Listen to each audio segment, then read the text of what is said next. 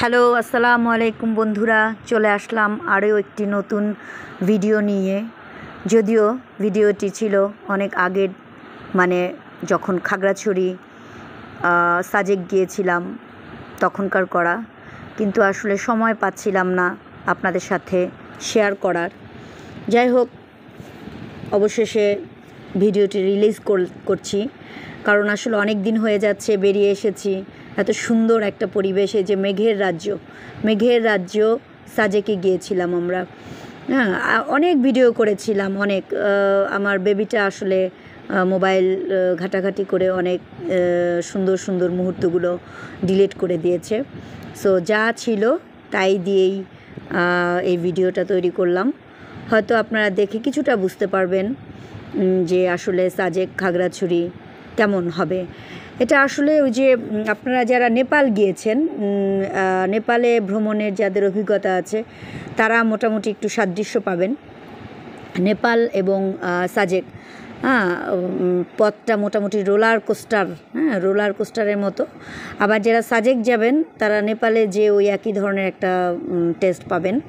হ্যাঁ, রাস্তাগুলো সেই রকমভাবেই করা হয়েছে। এখানে দেখছি যে মানে পথটা খুব অ্যামেজিং, হ্যাঁ, রোলার কোস্টারের মতো। সো আমরা যখন সাজেক যাই, প্রায় টাইম ওভার হয়ে যাওয়ার পরে গিয়েছিলাম। এই যে আই লাভ সাজেক লেখা গেল। আমরা চাঁদের গাড়িতে ছিলাম। ওখানকার ভাষায় এই গাড়িগুলোকে চাঁদের গাড়ি বলে। আমরা চাঁদের গাড়িতেই সব জায়গায় ভ্রমণ করেছি। গিয়েছিলাম কংলাক পাহাড়, আলুটিলা, রিসাং ঝর্ণা, তারপর হচ্ছে ঝুলন্ত ব্রিজ, এই তো আরও হচ্ছে গুহা গিয়েছিলাম। অনেক কিছু ভিডিও করেছিলাম। এখন মনে হয়, এখন দেখছি যে ভিডিওগুলো নাই, অনেক ভিডিওই মিসিং হয়ে গেছে। আচ্ছা, যাই হোক, সবশেষে এই যে আমি এখন কংলাক পাহাড় থেকে পাহাড়ে উঠেছিলাম এক সাইড থেকে, আবার আরেক সাইডে যাচ্ছি। একদম উঁচুতে উঠেছি কংলাক পাহাড়ের, উইদাউট এনি সাপোর্ট। ওখানে স্টিক ছিল, স্টিক আবার 10 টাকা দিয়ে ভাড়া দেয় ওখানে। অনেকে এটা ভাড়া নিচ্ছে, কিন্তু আমি, আমার বাচ্চা, ইভেন আমাদের গ্রুপের কেউই আমরা স্টিক নিয়েছিলাম না। আমরা স্টিক ছাড়াই উইদাউট এনি সাপোর্ট আমরা একদম চূড়ায় উঠে গিয়েছিলাম। যাই হোক, আমার বাচ্চাটা অনেক মজা করেছিল, অনেক আনন্দে কাটিয়েছে সে কয়েকটা দিন। এটা হচ্ছে রিসাং ঝর্ণায় আমরা যখন যাই তখন ছিল পরন্ত বিকেল। তো আমি কোনো এক্সট্রা ড্রেস নিয়েছিলাম না, এজন্য গোসল করতে পারি নাই। তো পা দুখানা ভিজিয়েই দুধের স্বাদ ঘোলে মিটিয়েছি।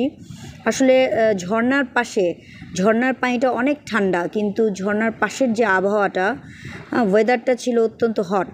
মানে কিছুক্ষণ থাকাটা একেবারে খুবই টাফ হয়ে যাচ্ছিল, ঘর্মাক্ত হয়ে যাচ্ছিলাম আমরা সবাই। খুবই গরম, ঝর্ণা পড়ছে, ঠান্ডা পানির প্রবাহিত হচ্ছে, বাট ওয়েদারটা গরম। যাই হোক, আমরা খুব বেশিক্ষণ সেখানে থাকি নাই, কারণ আমাদের আরও ওই যে আমাদের ঝুলন্ত ব্রিজ, গুহা, আলুটিলা গুহা, এগুলোতে যাওয়ার প্রোগ্রাম। এই জন্য আর যেহেতু ড্রেস নেই, সো গোসল করাও হয় নাই ঝর্ণার পানিতে। কিছুক্ষণ ওখানে থেকে আমরা চলে আসছি। তবে ভালো লেগেছে, ভালো লাগার মুহূর্তগুলো ক্যামেরাবন্দি করেছি। মেঘের রাজ্য সাজেক, দেখতে পাচ্ছেন দূরে একটা ঘর। মানে এই যে দৃশ্যগুলো ছিল দেখার মতো।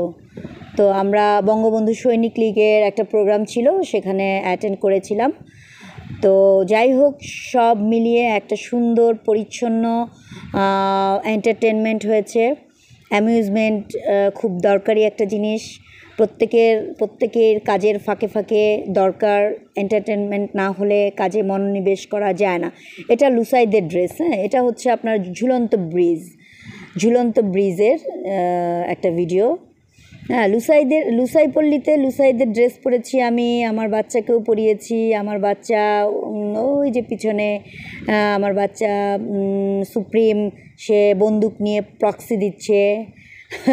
অনেক মজা করেছে সে। লুসাইপল্লি, এখানে লুসাইদের কিছু ঐতিহ্যবাহী উপজাতীয় কিছু